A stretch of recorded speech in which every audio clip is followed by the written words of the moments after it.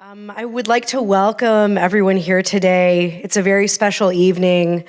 We can all learn from the intergenerational, interdisciplinary, and inspiring changemakers, all at different milestones in their careers.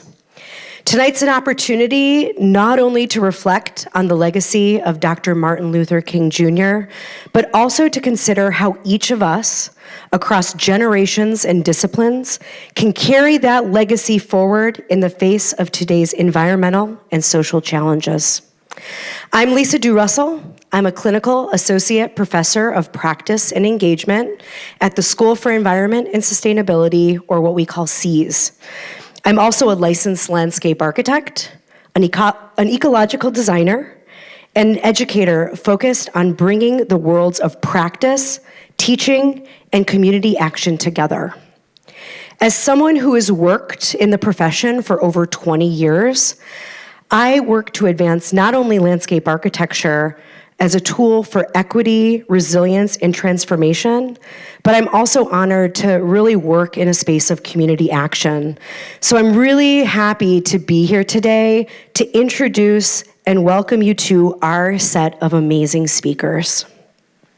I'd like to start by acknowledging the land that we are on tonight. The University of Michigan is located on the traditional territory of the Anishinaabe people. In 1817, the Ojibwe, Odawa, and Potawatomi nations made the single largest land transfer to the University of Michigan. Through these words of acknowledgement, their contemporary and ancestral ties to the land and their contributions to the university are renewed and reaffirmed. A commitment to building an equitable and sustainable future is at the center of our work at SEAS, and we understand that this can only be accomplished by building authentic relationships and partnerships with Indigenous people. A few examples of what we're doing include a memorandum of understanding with the Sault Ste. Marie tribe of Chippewa Indians to collaborate on the new research center, the Consortium for Cooperative Ecological Research, housing the Global Center for Climate Change and Transboundary Waters, which is a partnership involving research teams from the Red Lake Nation, Menominee Nation, 6 nations of the Grand River, Canada, and the United States. And beyond North America, SEAS has significant collaborations with Indigenous peoples in Nepal, Kenya, Indonesia, New Zealand, Cameroon, the Philippines, Bangladesh, Thailand, and many others. Acknowledging this land also invites us to reflect on the interconnected nature of justice. Dr. King reminded us that the struggles for justice do not exist in isolation. The pursuit of civil rights, environmental justice, and Indigenous sovereignty are deeply connected, rooted in shared calls of dignity, equity, and collective responsibility to one another and to the places that we call home. Now, I'd like to introduce our speakers. The moderator for our fireside chat is Nayomi Cawthorne. Nayomi is currently pursuing two dual degrees at the University of Michigan, one in health, behavior, and health equity at the School of Public Health, and in sustainability and development in SEAS, where her work bridges qualitative research, community-centered program design, and systems-level change. As an emerging public health and sustainability practitioner, she is working at the intersection of environmental justice, community well-being, and food sovereignty, rooted in years of hands-on experience in regenerative agriculture, community development across Detroit, the Middle East, and Central America. Nayomi brings a grounded global perspective to her practice. Donna Davidson is the president and CEO of the Eastside Community Network. She leads multi-pronged efforts to develop people, plans, and places for sustainable neighborhood growth. We've been really lucky at SEAS because ECN has been the client and community partner to a number of our master's capstone projects. And my colleague Mark Lindquist and I have been very lucky to come in and chat with the LEAP Fellowship Program. So thank you, Donna, for that. Donna is also a lecturer at Columbia University. She has over 40 years of leadership experience in areas of youth and family development, community economic development, community partnerships, and community education. She sits on several boards and steering committees for local and national organizations and was recently appointed to serve as the co-chair for the Housing and Development and Planning Committee of Mary Sheffield's, the new mayor of Detroit, transition team. Yes. Next, we have Dr. Madeline Miller, a SEAS alumna who received her PhD in 2025. She's the founder and CEO of NexTiles, a Detroit-based textile recycling company that converts textile waste into building insulation and other eco-friendly products. I will tell you to follow her Instagram because it's pretty cool. Her professional development focuses on reducing textile waste and its harmful impacts on our natural environment. Her passion lies in empowering young Black people and people of color to embrace environmentally sustainable behaviors. Next, we have Karina Yang. Karina is a senior at the University of Michigan, pursuing a Bachelor of Science in Program in the Environment, or what we call PITE. She is focusing on biology, health and society, with a minor in energy science and policy. She's passionate about advancing environmental health, public policy, and promoting climate resiliency through equitable, community-focused solutions. Katrina is a 2025 scholar with the Yale Conservation Scholars Early Leadership Initiative, a program that supports emerging leaders in the environmental field, where she has strengthened her commitment to environmental justice and equity-centered work. She also recently interned with the City of Baltimore Office of Sustainability, where she streamlined resources for Sustainability and Resiliency Subcabinet and developed public-facing data visualizations to communicate Baltimore's progress towards climate goals.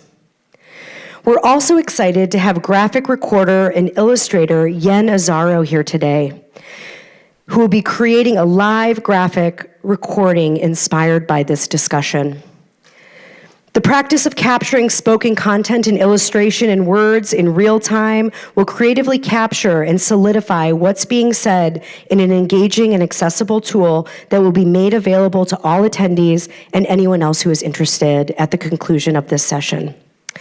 Without further delay, I'll go ahead and pass the mic to Nayomi to get the conversation started. Thank you. Thank you, Lisa. Welcome, everyone, to our conversation. I just want to make sure everyone can hear me okay. Is that good? Great, got thumbs up in the back. Welcome, everyone who's joining us in person and also those who are joining us online.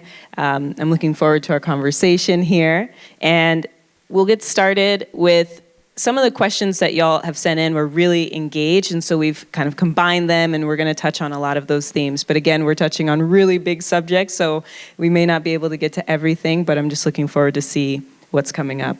So welcome, everyone. The first question that we'll start with, and I'd love for everyone to answer this, is what is the value in this moment of working intergenerationally? Donna, yeah. All right. Well, first of all, I want to acknowledge that Nayomi Cawthorne, before coming here, worked for Eastside Community Network as director of the Stoudemire Wellness Hub, and there are a number of young people who work at the Stoudemire Wellness Hub. I'm really always excited to platform young leaders because, in my generation, I was born in 1963. In that generation, we considered environmentalists tree huggers. It's very weird, fringe kind of thing. And there are still many people who don't see the significance of environmental justice or don't understand that environmental justice is justice, that you can't have justice without an environment that supports us all. that we live inside of an environment. We are not separate from the environment, but we are part of the environment. And so trying to change people's minds who are my age or around my age is, cool. But younger generations get it. Younger generations are afraid of what it's going to be like in 20 and 30 years when some of us will still be here, but we're certainly not going to be in our prime, right? We're not worried about the same things. And so I think that younger generations have a stake in this that we don't. There's more centrality to this. And, when we talk to high school students, they get it. On the other hand, I have, as mentioned, about 40 some years of experience knowing how to do some things with technical skills that can help bridge some of the divides and help grow some of the skills that young leaders need.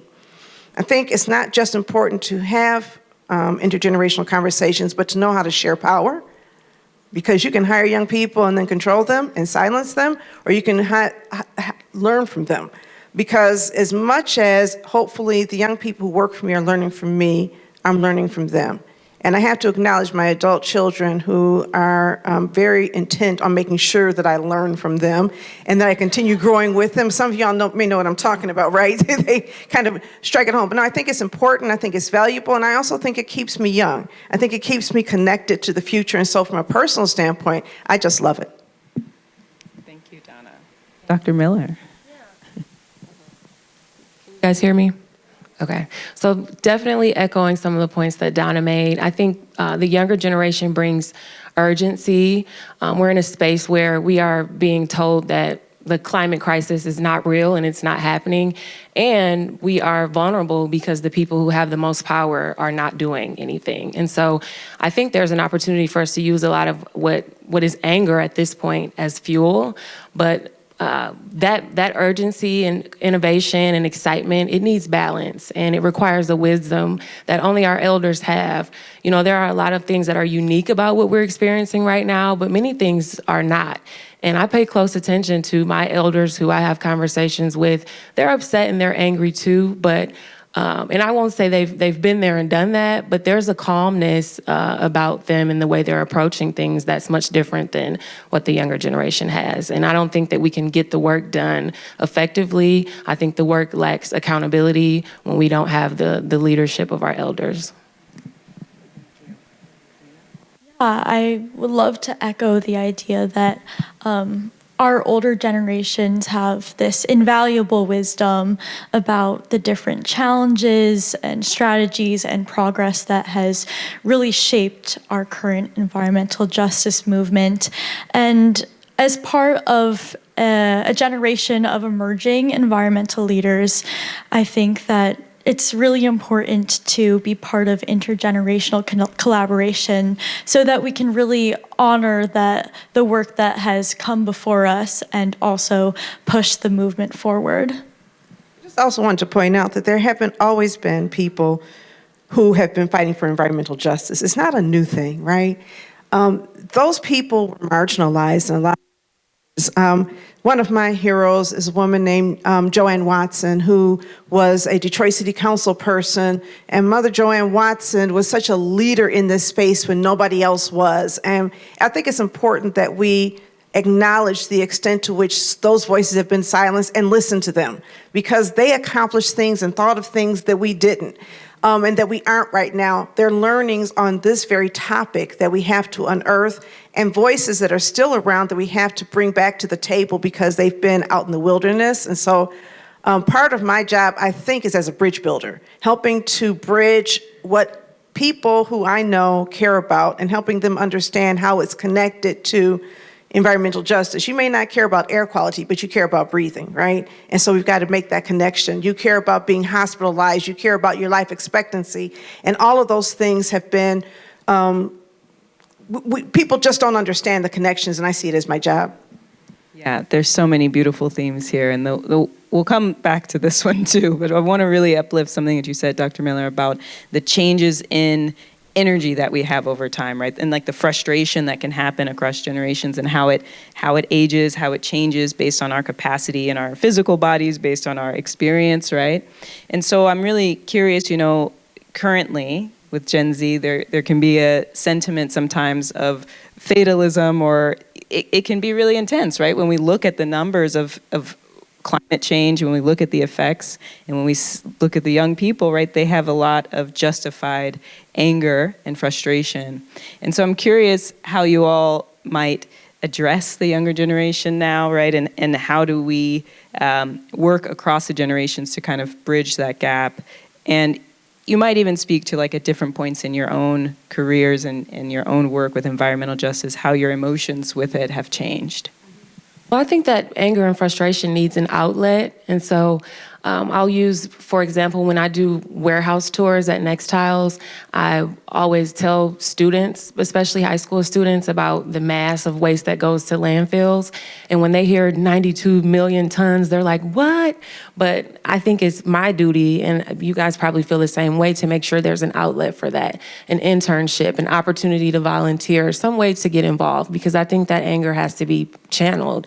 Otherwise, our younger generation experiences burnout, and they're less inclined to get involved and to vote and to do things that in the past felt impactful but no longer do because they don't see those changes. And so where we have the resources to extend opportunities for involvement, I think that is our duty.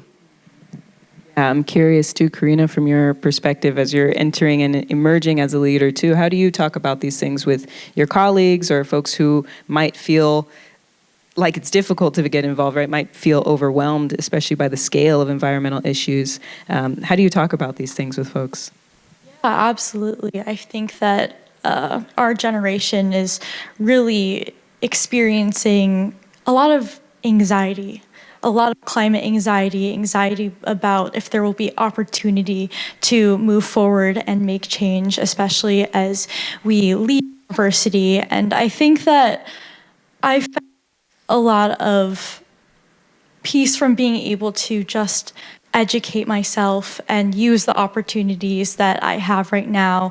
I think that my role right now as a student is to learn with purpose and hone my skills with the intent to make meaningful change. And I hope that I can really prepare myself as best as possible to graduate college and enter the workforce with environmental justice as a principle that I can move forward with. Thank you for that. And I'm curious, Donna, too, as you think about being a leader and nurturing young leaders, what are some key skills in that process too that you think folks in your generation have that you've seen that have been successful, and things that, especially as folks in our generation begin to age and kind of change in our position, what are some things that we can be sure to keep in mind, right, as we're also bringing up generations after us?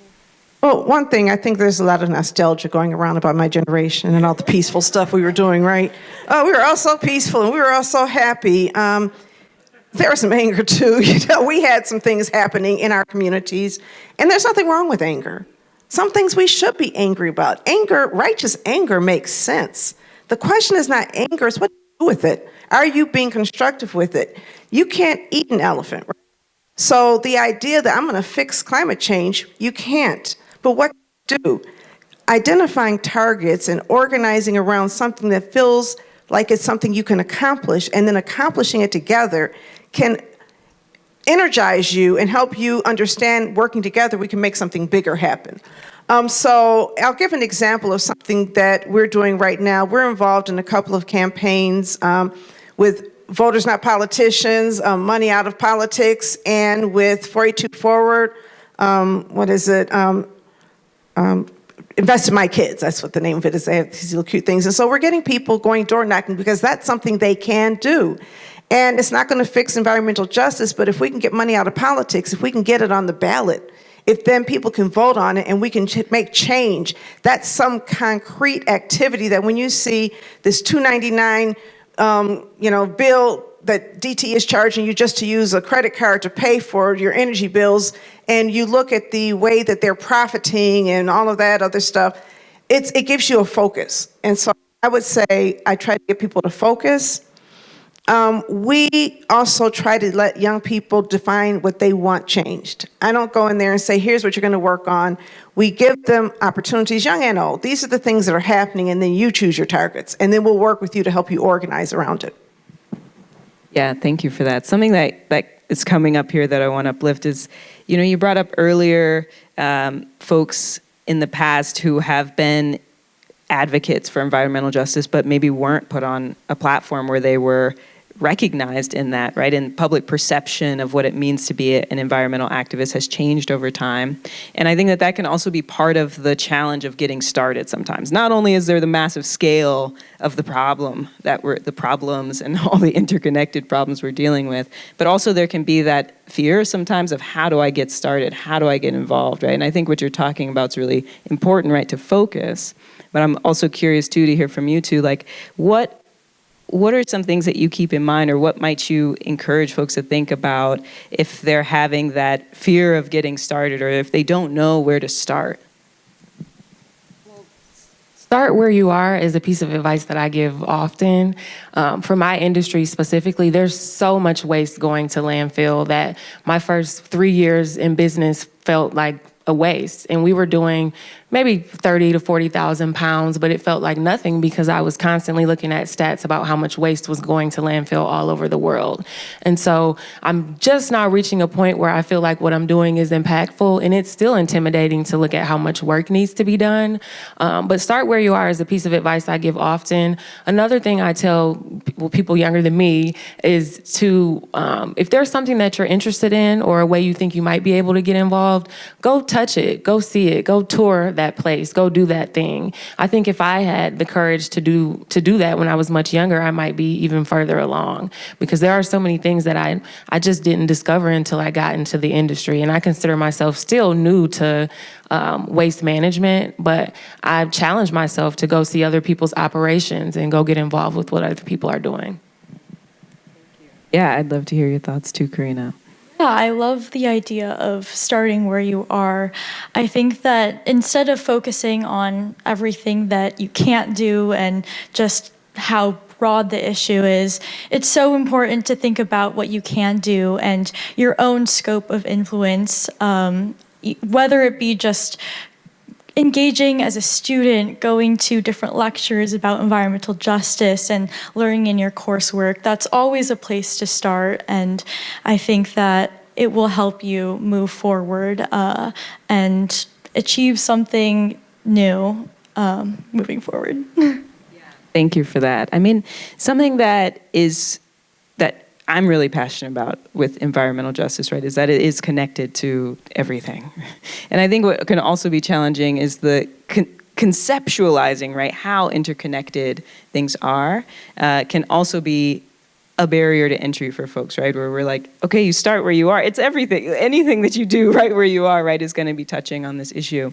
And so I'm curious about how, for folks who might think that their work isn't touching EJ, right, or they don't know, they're like, okay, well, where I am, I don't know how it's connected.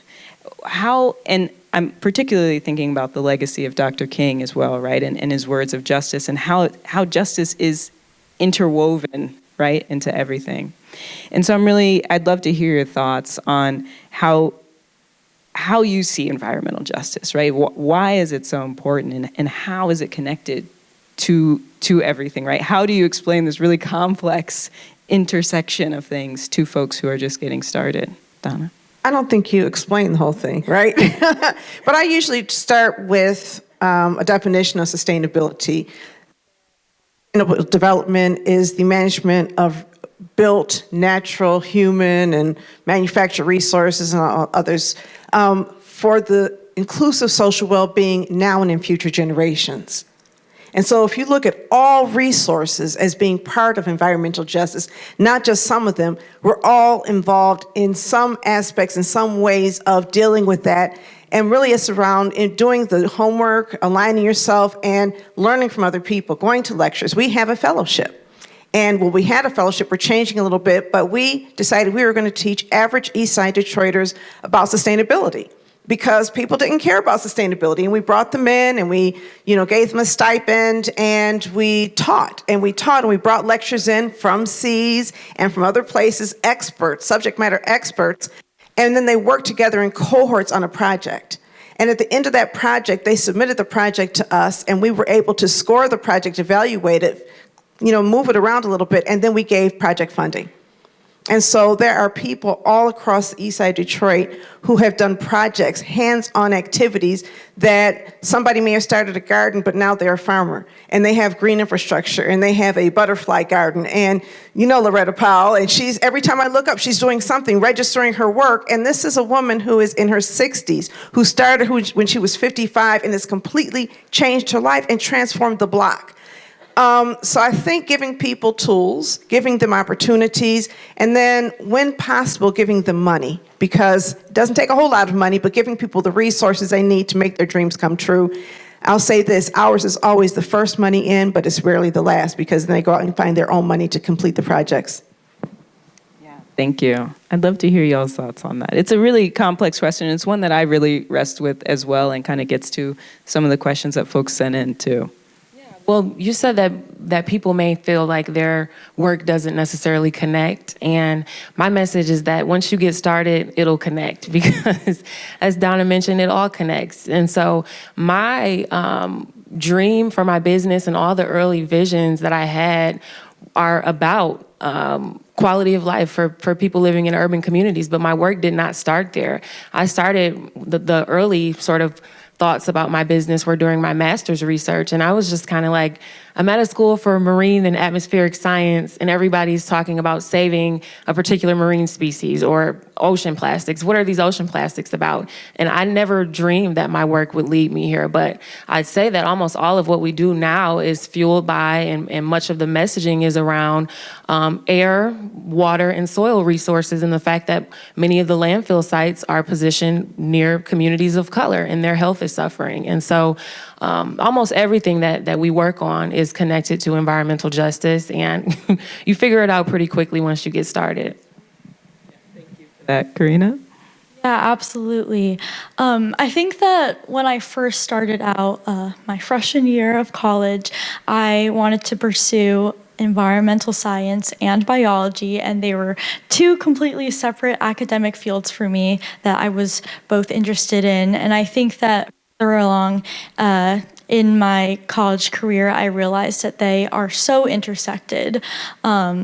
In the sense that environmental issues are also public health issues and climate resilience issues, and being able to intersect all of those different disciplines and fields is a way to create solutions that are genuinely impactful and long-lasting for communities. And so I feel like environmental justice has been a principle that has really connected my different interests and passions, and I feel that anyone really could connect their own interest and passion to environmental justice work. Yeah, thank you for that. I personally resonate with so much of that, right? That we talked about my background being in urban agriculture, right? But then I moved into community wellness, and then that took me into public health, right? And something that's really been inspiring to me along the way are the older folks in the community, the leaders who have, one, like Donna, your thought leadership is incredible, right? To really teach people and show people and give opportunities to say, this is how these things are connected, right? And so it's really, that's what's driven my career, is very much the intergenerational piece of it too. And so to that point, I'm also curious, how do you all stay inspired in your work? Where do you find joy in this work, right?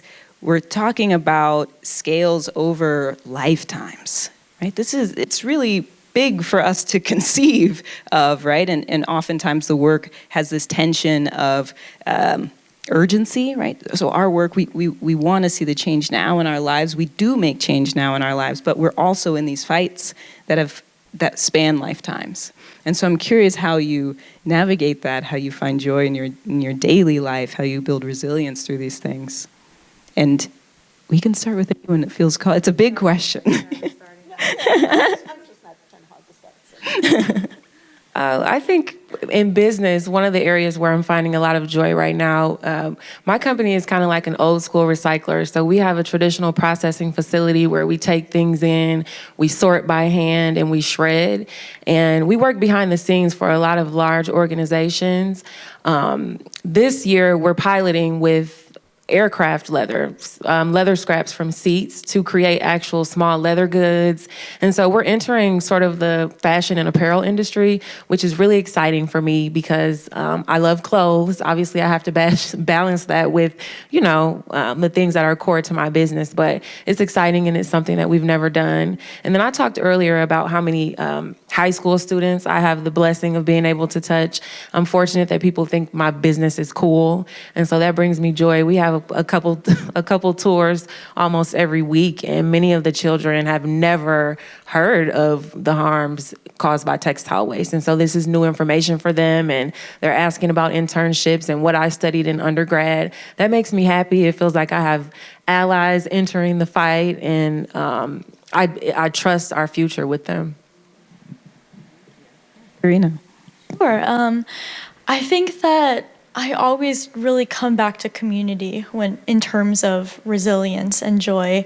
I think finding others who share your passions and share your vision for the future is a way to really find a place where you can work and be motivated and find energy to make change. And I think that community is also a place where you can really find people that will uplift you, and you can uplift others doing the work as well. I agree with the community piece. I agree with what both of you said. It's the people, right? The people involved in this work are the best people in the world. I'm telling you, I've worked in other sectors. I had to come back running like, oh my goodness, I can't be around these people. They don't think like us. They don't share my values. And so being around good people who care about people and being around people who are trying to create things together, there's a certain joy in that for me. The ability to create. I love to be able to create something new, and why don't we try this out and then have it be successful? And even if it's not quite successful, let's try again. And it's intellectually stimulating because there's always so much to learn from other people, so many things that you can try. And so, I feel joy I focus on that. Like if I focused on national news, I would be paralyzed. And so I hyper-focus on the things that I can change, the things I really care about, and the people who are right around me. And the final thing I'm going to say is love, right? Because there's so much out there right now that is drawing us to hate other people.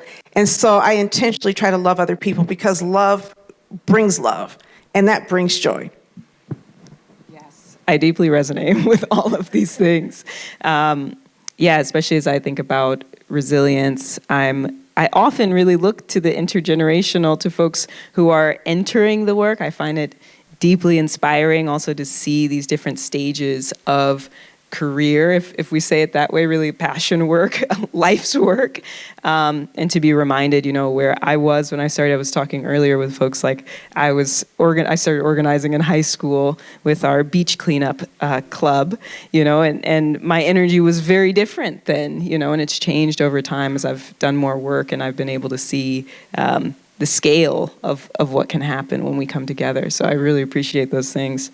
As we think about innovation and creativity, right, and what's possible when we come together in environmental justice work, I'm curious, how do you balance this kind of tension in our work with innovation and also honoring the work that's come before us and kind of the tradition that's handed down to us? And those things look different, right? We're handed down culture, we're handed down norms, we're handed down also just best practices, right? They come over time, through work. And so I'm just curious, do you feel that as a tension, or do you have a different approach to that? Karina, I'd love to start with you. Okay. I think that I am constantly looking towards older generations and activists because they have just incredible and valuable insights on history of environmental justice. But at the same time, I want change, and I know that my generation wants change. And so we're looking for ways to do things different and have different strategies. And I think that it is kind of hard to grapple with that. But I think that intergenerational collaboration is a way to kind of settle these differences and be able to create outcomes that work for everybody. When it comes to innovation, one of the products that we create is building insulation feedstock, and in the startup world and in the world of entrepreneurship, it's an exciting product and people are really excited about it. But when you think about the product in practice, in people's homes, people who are experiencing high energy burden and actually need the product, and the decision makers who make the call about whether or not the product will be installed, the conversation looks different. And so when it comes to innovation, I'm learning as I grow as a business owner to create products, solutions, and new things with people and not just about them, because when you exclude them, it just may not work, and it's wrong. And so innovation is exciting. There are so many, I'm a part of all of these different cohorts of entrepreneurs and new things. But a lot of times we're not talking about people, and we're not talking about the people who actually need the products and the innovation and who will use these new things. And that's what matters to me.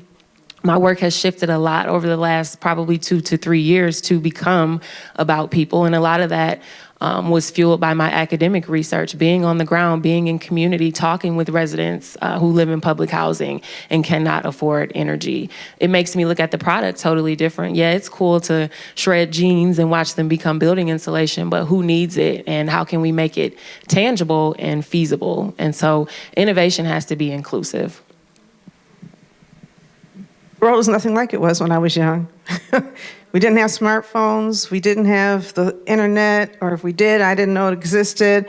We didn't have laptops. We didn't have email. Social media was not there.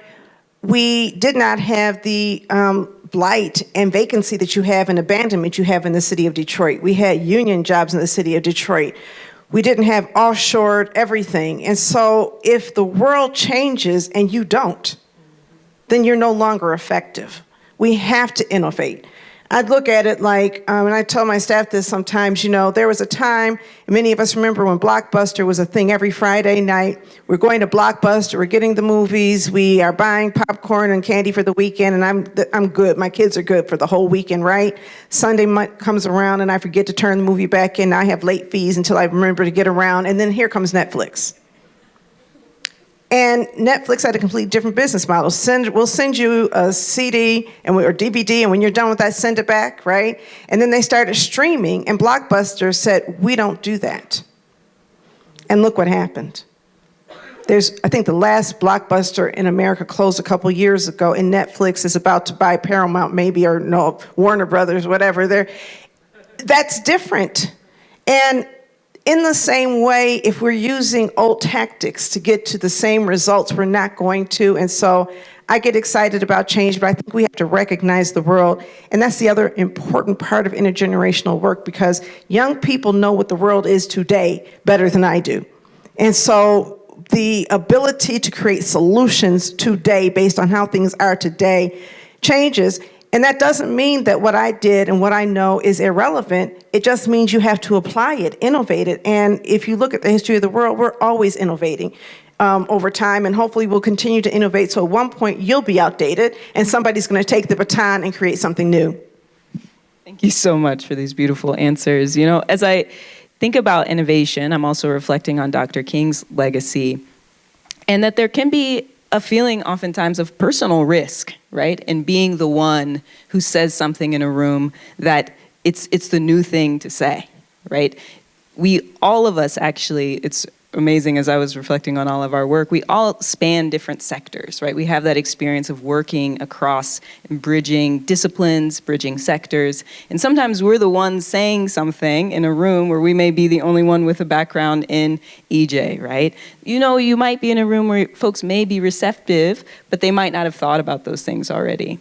And so I'm curious, as we think about innovation, as we think about pushing the work forward and bringing new folks into the work, how do you kind of engage with those feelings of sometimes being the first one to say something when it's not that you're the only one saying it, you know that, but you might be in a room where that's the first time someone's thought about environmental justice that way. Or that's the first time someone's considered even how these things go together. What do you do internally to prepare yourself for that, to create resilience through that process, right? Because that can be intense, to say the least, right? So I'd love to hear your thoughts. Sure. I think it wasn't so long ago when I first learned about environmental justice, and at some point it was also a novel concept to me. So I think that it's always important to have empathy and consider where people are coming from, and also educate and have a real conversation about what it is. And I think that's really the best thing you can do when you have differences. Yeah.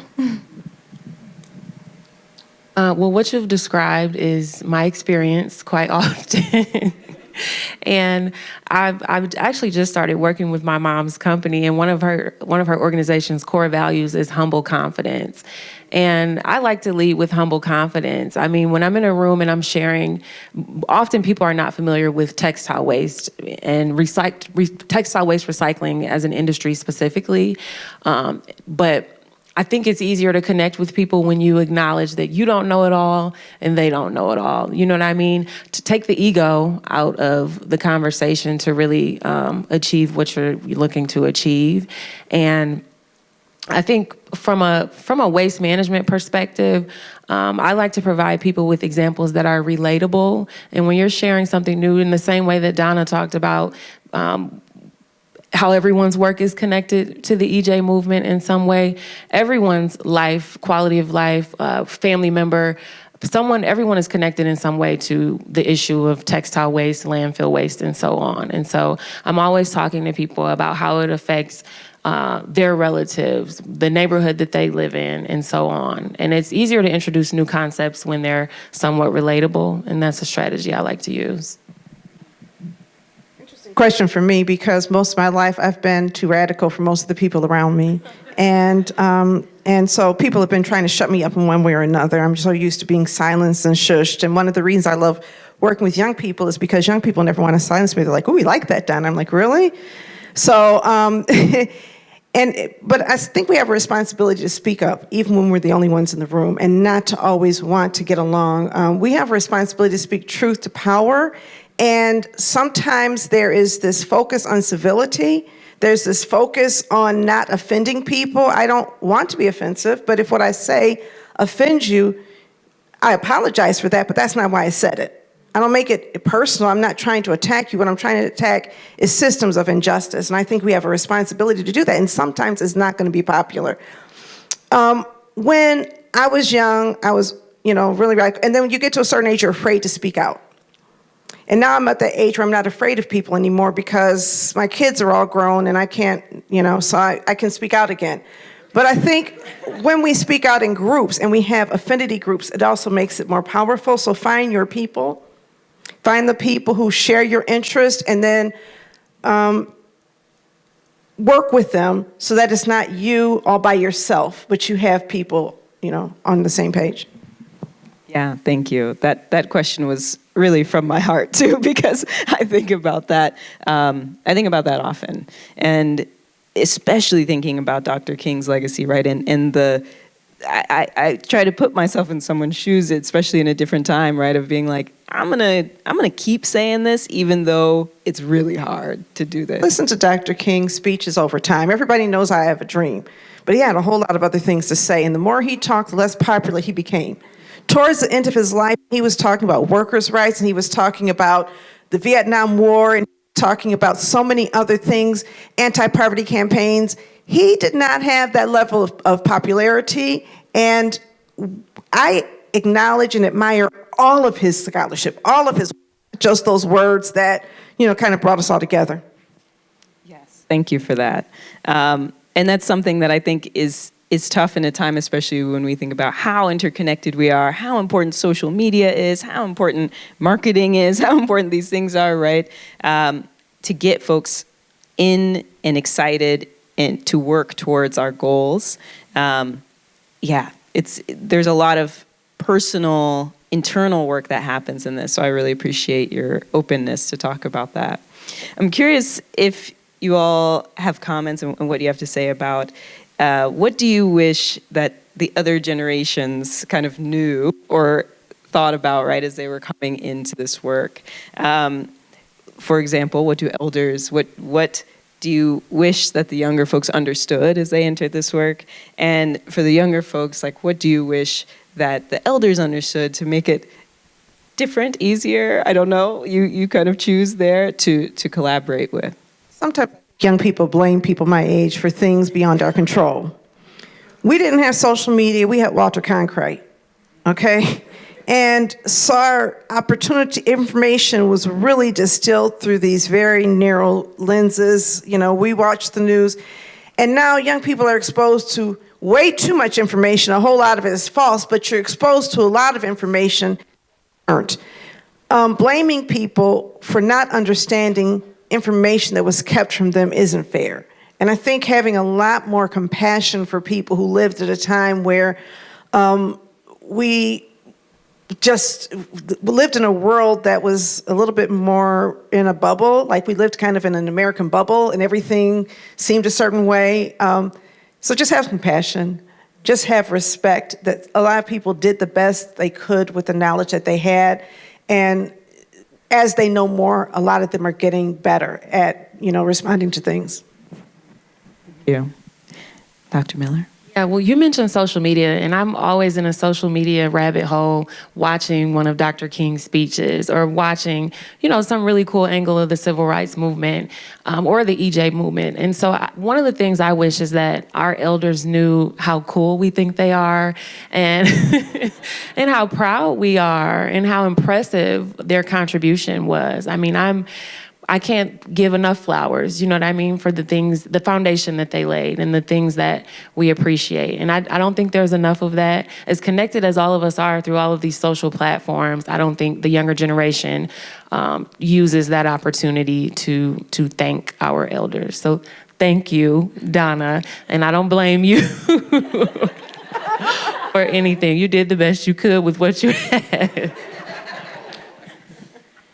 Absolutely. I also have to second that as well. I mean, our elders have established such an incredible foundation for the environmental justice movement, which could just have not been easy. And I think I would want older generations to know that we are just as excited and energetic and ready to also make change as well. So we are with you. I'm with all generations in that aspect. Thank you all for that. I'm curious, we live in somewhat divided times, right? We often find ourselves around people who think like us and who we have a lot of similarities with. And I'm curious, in your day-to-day, in your work, do you feel like you have enough opportunities to work across the generations and to work interdisciplinarily? And if not, and if so, rather, either way, what do you think that we can all keep in mind to kind of create more opportunities for that? Yeah, sorry.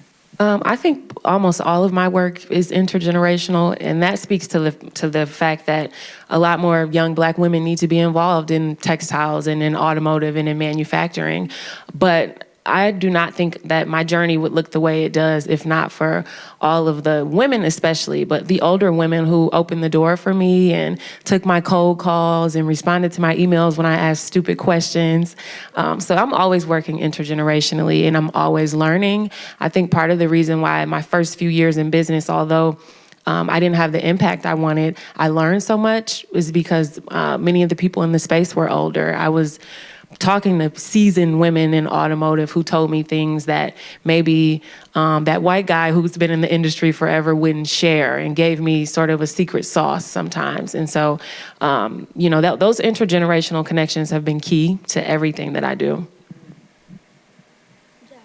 I'd love to echo that. I think that as a student, there is a lot of opportunity to learn from mentors and professors and advisors that have so much great experience. And I think that's a way for me to be able to work intergenerationally, learning from them and also giving my maybe more novel, new perspective.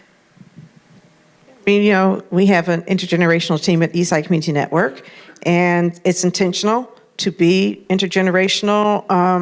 And so I have that opportunity inside of work. We partner with organizations at the community, which also include intergenerational people. It's an ethic of ours. It's something that we value. In my personal life, I have friends who are young. I was at a party this past Saturday, and I told my husband, we're the oldest people here. I find myself in those situations, and it's cool. It's like, wow, I get a little self-conscious. But I think, I try to live my life in a way where I'm not saying these people matter, or I only relate to these people, because we live in a world where we share this planet and we share this community, and ideally we can, again, love across generations. It shouldn't matter. And let me make a note. I was not calling out white guys. I was trying to... I was making the point that older, Black women, seasoned Black women have really invited me into spaces that are key to my business being successful. Thank you. I heard that. This all really resonates with me too. I mean, even I wouldn't be sitting here now if it weren't for people like Donna in my life, right, who were able to see the work that I was doing, see my passion, and also provide opportunities too. And we worked with a lot of seniors, and the seniors absolutely loved Nayomi.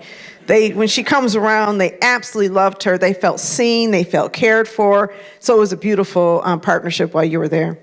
Thank you. Thank you. Yes, I miss them dearly.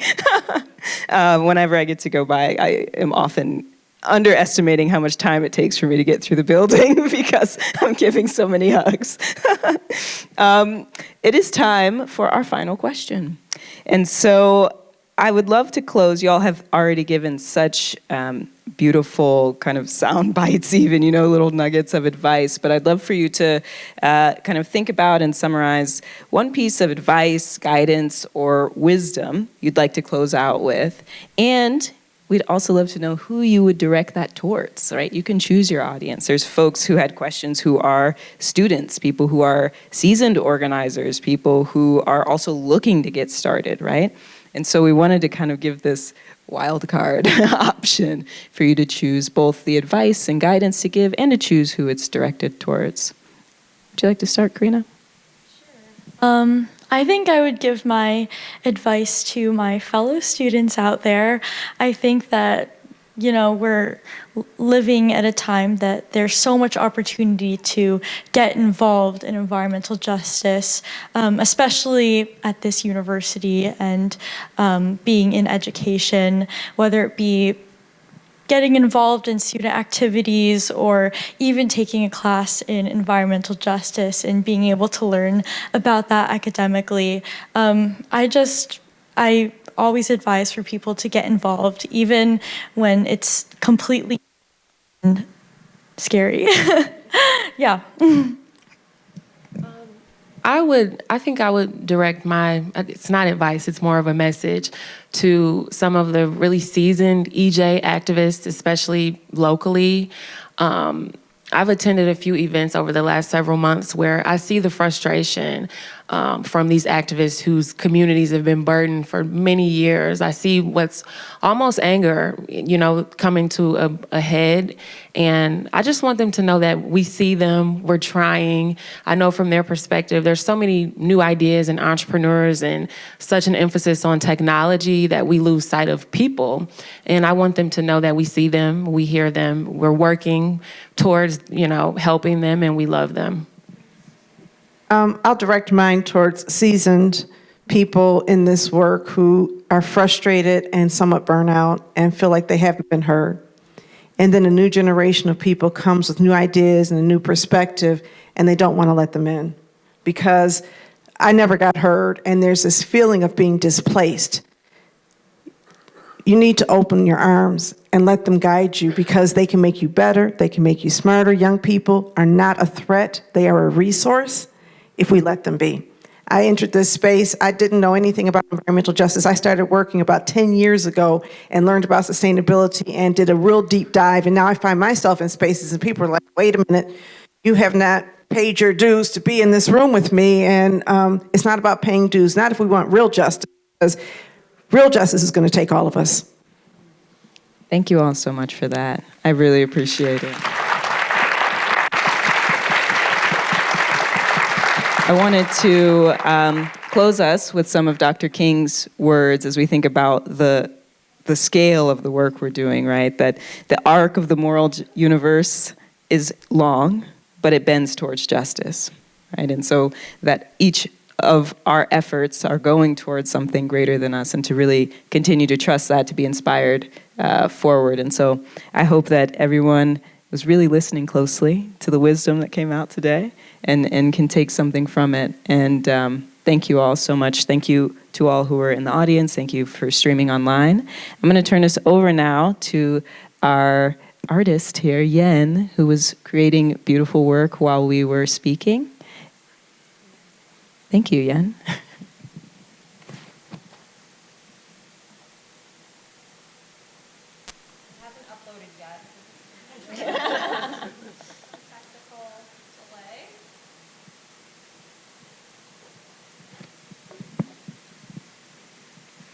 I didn't share my little piece of advice as well. I was thinking about that. So I want to encourage folks who aren't sure where to start. I think that I meet a lot of those folks in my work who are like excited and interested in climate change. You know, I'm in 2 different schools now, and so I'm sitting in lectures in the School of Public Health about climate change, and folks are saying, well, like, how do we start, right? And then I go to C's classes where we're like, this is what we do, right?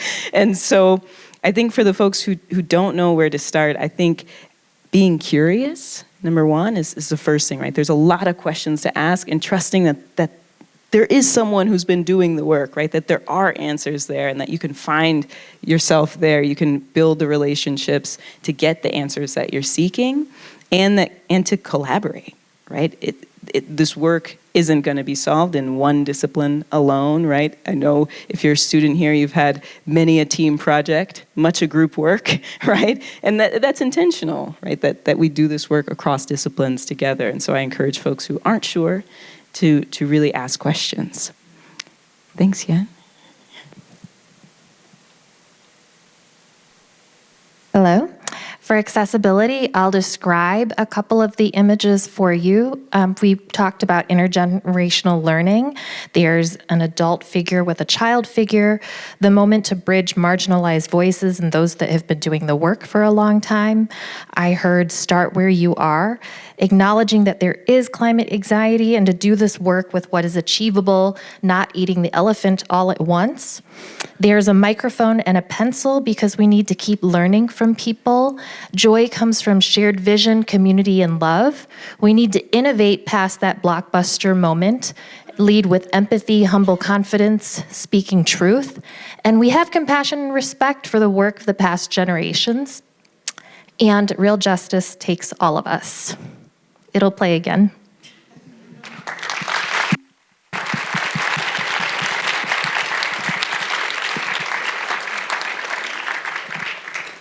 Thank you so much, Yen, for also embodying how the arts have so much to offer, all of our work as well. I think this is just another testament to what we were talking about today. So thank you so much for offering your talents to us. So I'd like to shift now. Again, thank you all for attending, both in person and online. I have a few housekeeping things for you all. So first, I'd like to invite those of you who are here in person to our reception. Just across the hall here, in Assembly Hall, we have things for you to enjoy and time to talk and gather. So we will be there, and we'd love to see you. Next, thank you, Emily. We have a survey up here, and we would love to know what you thought of this event. The Office of Community Impact and Engagement at SEAS listens. We really want to know how it went, what you think, and what we can do to continue bringing conversations that that are impactful to you, that you want to attend and that are resonant for you. And to that point, if you'd like to continue this conversation, you have the opportunity to do so. There is an invitation here, an invitation to RSVP. We would like to know if you are going to come so we can prepare for you. That there's going to be a community conversation on February 4th where we're going to continue discussing centering resilience and joy and environmental justice. So again, here is our survey link, and we hope to see you there if you're here in person.